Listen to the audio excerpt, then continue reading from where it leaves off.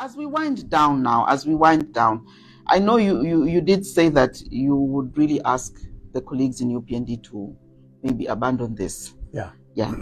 But also, I think for me, there's a question that everybody's, and I must say that in the coming weeks, we are going to continue talking about these proposed constitutional amendments, because I think there are many voices outside of yours that also need to be heard. And maybe there are many other views around these things, which I think Zambians are entitled to hear. But I do want to ask this question, State Council.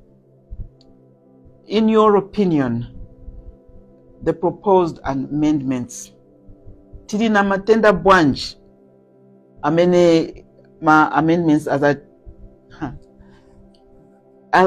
ala posha, malwere nshito ala posha. Ni vichani valubana vamene which we're going to consider now, because we have seen that here there's this gap, here there's this problem, here there's this challenge, and these 13 thematic areas are going to address these things. Good. Let me answer that question by giving an analogy. If you have two people neighboring each other, and in one house they have a patient suffering from COVID, in the next house they have a patient who is suffering from flu. Okay? And there is only one ambulance to pick up one of the two patients. Which patient should be picked up first? The COVID one, of course. He faces a much bigger risk of dying than the guy who is suffering from flu. We have the Constitution, which the UPND says must be amended. On the one hand. On the other hand, we have this myriad of problems, economic problems, that on a daily basis, on an hourly basis, affect the livelihood of the people. They face an existential threat to whether or not they will be there tomorrow or the other day. Which one? Where does UPND place its priority? Certainly on economic development. They have already done something so far. Why do you want to divert your attention from the good that you have already achieved to, again, I call it a non-issue, which you can deal with even after 2026? I said earlier, Patricia, that one of the things that the Zambian people have always found in the constitutional making process is bad faith on the part of those that are in power. And once they read that, like now they keep on asking questions. Why now? Why is it a priority now? Why can't it wait? What those questions mean is that you are not doing this in good faith. And once they develop and come to accommodate this perception that this is not being done in good faith, you are wasting your time how many people you are going to put on ZNBC to debate this matter. Waste of time. We saw this under Chiruba with his third term bid. How many pastors came to State House trying to convince the Zambian people that they are depraved, and God had said to them that Chiruba must be given a third term. The Zambian people said, you are doing it in bad faith. Our answer is no. Big no. So, you ought to learn from history. If you are going to burn your history books, you can't be an intelligent person. There's nothing new that UPND is doing which has never been done in the past. History. And propaganda has its limits. It probably worked during the Soviet era because information flow was limited. Now you are in an era in which nobody has to be convinced because the minister said it. Nobody has to be convinced because a lawyer has said it. They've got the right to form their own opinion. That's the difference between then and now. So you have to be mindful of the psyche of the people now. And in your opinion, what is the psyche of the people right now? From the questions that have been raised, they think this is being done in bad faith. And I can tell you this: UPND may succeed, take this round. They say that we have the numbers. Yes, you may have the numbers, and this is just a temporary success. The next government will tear this up. Is that what you want? Is that why you're expending your breath on? Surely you want something that is going to be a legacy. HH must be looking for a legacy after he is gone out of that office. And his legacy, in my view, is in economic development. It's not anchored in this constitution. HH will be remembered that we are the president who found a floundering economy. He did his best to bring back that economy onto its feet. Yes, he had limited, opportunities to do that. They will read HH's good faith in the economic development of this country and nothing else. They want to remember him for the roads which he didn't construct. They want to remember him for the roads that he has constructed. Even next year, the question for the voter next year, Patricia, will not be how many roads HH has constructed. It will not be how many roads he has not constructed. It will be only how has he bettered my life. That will be the question of the voter in that booth. How has HH bettered my life? You have an issue now of energy. This energy crisis that we are facing is not of HH's making. It has a historical context to it. UNIP invested very little in energy. MMD invested very little in the energy sector. The population has been growing. The demand for energy has grown with a very limited infrastructure. That is HH's challenge, not the constitution in my view. So this issue that, this is ZESCO's fault. It is not the fault of ZESCO. ZESCO is trying to deal with a historical, problem. State Council, the problem there is with the promise that was made before election. Yes. The historic we understand. So if but people are hung. They are clinging. This is what people hold on to.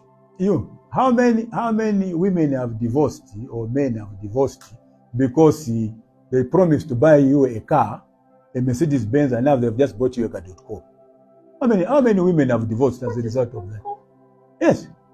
They will just say, but anyway, maisha ko naka.com narapembera mukamonenga mukashita Benz. You don't go to divorce. So yes, there are a lot of promises that were made by UPND.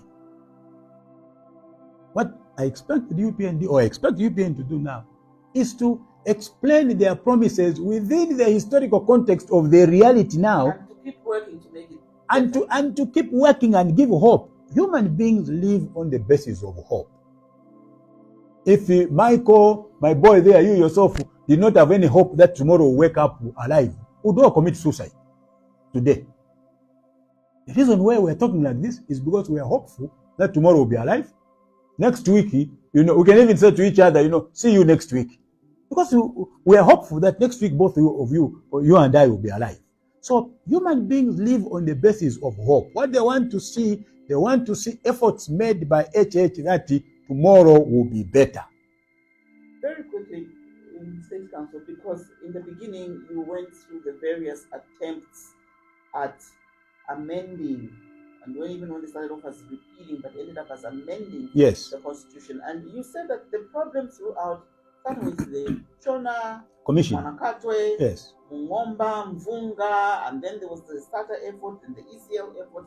The problem with all of these, you said, is that they have never come from Yes. So, how does a constitutional repeal or amendment come from the people? By what process, if not by the process used already? Just repeat that. You said that all these attempts, they flounder and we keep changing because they don't come from deep the desires of the people. Yes. They come from those who are governing them or who are in office at a particular time. So how can an amendment come from the dreams, the desires, the beliefs of the ordinary people? By what process, if not by what is done already? No, the process must be consultative. Again, history has lessons for this. When the Americans, were moving from a confederation, to the union of 50 states now. Okay? The confederation that time had only 13 states. 13. And they decided they were going to go to send delegates, not everybody, but delegates to Philadelphia to go and debate and formulate a constitution. Out of the 13 states, 11 attended that conference. The other 2 states were too poor to raise money for transport for their delegates. But what they did was, and even before I get to that, this group that met at in Philadelphia was not a special group. This issue that lawyers are the ones that understand things, this one, there were 2-3 lawyers, farmers, industrialists, and so it was representative of the various interest groups. When they finished that, they got that document, took it back to the people's representatives in the Confederate, to their national assemblies to go and debate and win the confidence. Because these people had spoken to the people, they were in consultation with the people as to what kind of country the United States of America should be. India is another example. The British didn't give a constitution to the Indians. The Indians decided to constitute a constituent assembly. If you read the debates in that constituent assembly of Nehru, and his colleagues, they were simply answering a question: what kind of country do we want? We want a democratic India. We want a secular India. Okay? And those ideas, when they were translated into the constitution, have made India stand up to those ideas. It is still secular. It is the largest democracy in the country, in the world in terms of population. Again, because the people that constituted that assembly were speaking in the interest of the people and representing the people. State Council, as we close our discussion, where does the responsibility lie? Who has the honor to make whatever attempt we are going to do next truly people-driven? Where is this force? Where is it going to come from? The governments must say, again, let's go back to 2006. In 2006, one of the problems that Levy's NCC had was that people said, you have already, worked out this. There are more, government officials, composed as delegates in the NCC than otherwise. So you have put an inbuilt majority that even when it comes to voting, the government will have its way. Bad faith. They read bad faith. That's not what Levy meant, but they read bad faith in the process. Okay? So, and bad faith, Patricia, is about perception. Don't try to convince me. You'll be wasting your time. If I've formed an opinion and sincerely hold on to it, that what you are doing is being done in bad faith, you are wasting your time to convince me. You can bring all the panels that you want. I'll just look away. So those that are in power must do that. In 2011, when Anil Silungu and the group came to my concert and said, we are not going to do it your way, we want to go back to the people. We want to go and hold district conventions and provincial conventions so that the people, if they want, they can repeat themselves what they said, from 1973. Michael Sata said, go ahead. He said, go ahead. Let's get, what the people want. In this particular one, where are the people? That's the question. And so, where are the people who have spoken? And so, State Council, in my closing question, so if you were sitting where President Parker in the Hichilema is sitting today, what would you do today? I would abandon the process. I would abandon the process and concentrate on the real issues that are on hand. That's what I would do. And that's my sincere piece of advice and contribution to this debate.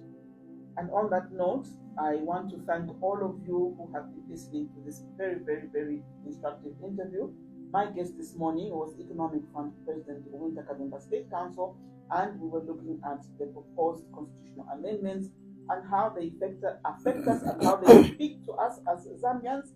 I will not belabor what the State Council has said, and only to say, until the next time, thank you so much for coming, State Council. Thank you, Millennium Radio. Thank you, PC.